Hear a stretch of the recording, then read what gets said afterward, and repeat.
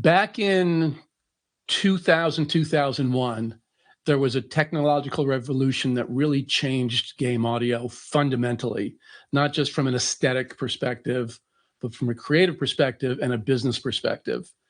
And it's kind of crazy because the technology seems kind of mundane. I would postulate that the introduction of the DVD as a game delivery mechanism was the game changer for game audio. That meant really for the first time we could seriously go and you didn't have to do the weird chip stuff that I did in the 80s and 90s. You could actually go to a studio and record stuff. Yes, you could do that with the PlayStation, the original PlayStation, the Sega Saturn, because they shipped on compact disc. But what happened was developers learned pretty quickly, oh, well, I can put some full motion video on that, or I can have 3,000 lines of dialogue in my game now. And pretty soon the CD filled up with stuff that wasn't music.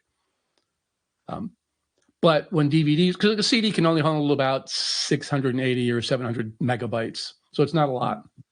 It seemed a lot at the time, but it's not really. When games started shipping on DVD with the PlayStation 2 and the original Xbox, that's like 4.2 to 7.8 gigabytes. So that's when you could start saying, let's go to a studio.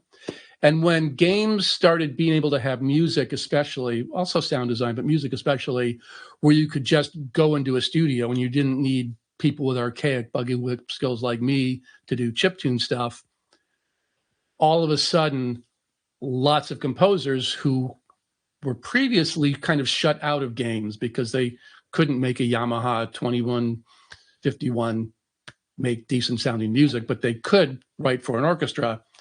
Now these composers were able to get into games. And